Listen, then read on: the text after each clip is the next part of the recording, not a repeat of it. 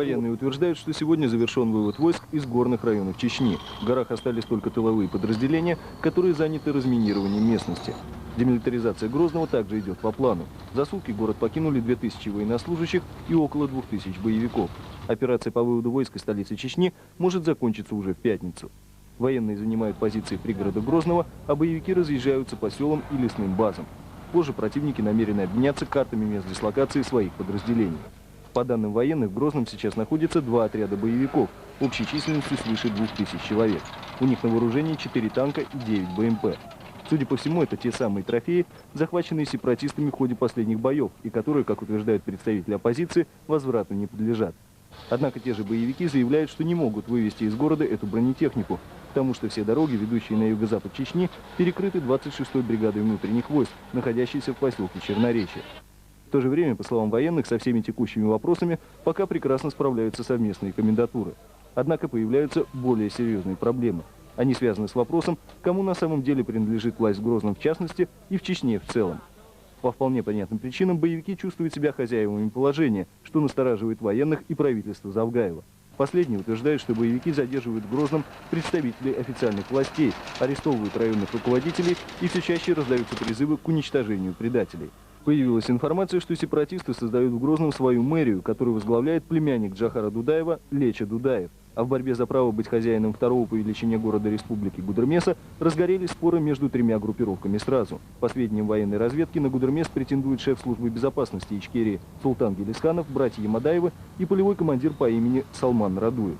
Признаки двоевластия вызвали недовольство командующего объединенной группировкой генерала Тихомирова. Тихомиров заявил, что пока он этим вопросом заниматься не будет, чтобы не помешать выполнению военного соглашения. Но от встречи с начальником главного штаба сепаратистов Асланом Масхадовым командующий сегодня отказался.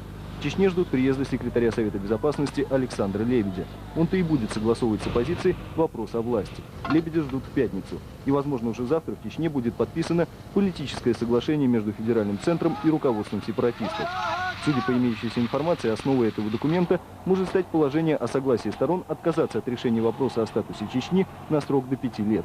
В Министерстве по делам национальности, где сейчас изучается проект соглашения, полагают, что на таких условиях в Чечне может быть сформировано временное коалиционное правительство, куда войдут представители оппозиции и нынешнего руководства республики. Впрочем, те же эксперты пока не знают, что из этого получится на самом деле. Александр Хабаров, телекомпания НТВ. Перед очередной поездкой в Чечню Александр Лебедь побывал на церемонии награждения 30 офицеров спецподразделений МВД России, особо отличившихся в боевых операциях на территории республики.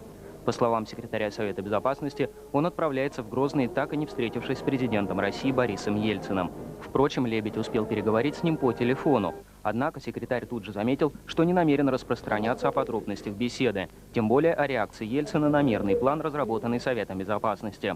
Практически с той же степенью откровенности секретарь поделился с журналистами о планах своей завтрашней поездки в Чечню. Мы намерены подписать, мы вот сейчас уходим от блока военных вопросов, он в основном оговорен. Делаем первый политический шаг. Я намерен предложить подписать совместное заявление, которое утвердит принципы мирного урегулирования чеченского конфликта. По словам Александра Лебедя, его не смутили обвинения главы Чечни Доку Завгаева, на которые, как он выразился, у него не было никакой реакции. В то же время секретарь уверен, что ему удалось выиграть первую партию по прекращению боевых действий, причем начинать пришлось черными. Война действительно прекращена, надо создать условия для того, чтобы не было ее рецидива. Вот это уже последующая задача. Кроме Лебедя, наградить своих бойцов прибыл и министр внутренних дел Анатолий Куликов. На первый взгляд Куликов и Лебедь вполне мирно соседствовали в конференц-зале президента отеля и на словах поддерживали друг друга. Военного пути решения этого конфликта нет. Вместе с тем я считаю, что основная роль сегодня принадлежит политикам, которые должны найти все пути и способы урегулирования таким образом, чтобы максимально удовлетворить конфликтующие стороны, но, конечно же, территориальная целостность России должна остаться незыблемой.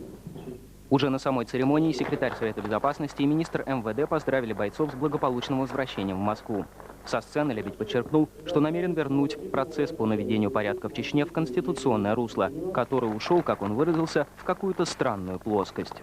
Секретарь Совета Безопасности категорически отказался раскрывать детали своего первого политического шага в Чечне. Впрочем, можно предположить, что Александр Лебедь заручился поддержкой Бориса Ельцина о подписании в Чечне некого документа, предусматривающего отсрочку решения политического статуса республики на неопределенный срок. Евгений Ревенко, Владимир Авдеев, телекомпания НТВ, Москва. Сообщения из Чечни сегодня вызвали тревогу у председателя Думы Селезнева. Как сообщило агентство «Интерфакс», Селезнев призвал президента Ельцина, премьера Черномырдина и секретаря Совета Безопасности Лебедя сделать все возможное, чтобы не допустить празднования чеченскими сепаратистами 5-й годовщины самопровозглашенной республики Ичкерия. Как считает Селезнев, 6 сентября воинствующие сепаратисты хотят устроить праздник победы над российской армией.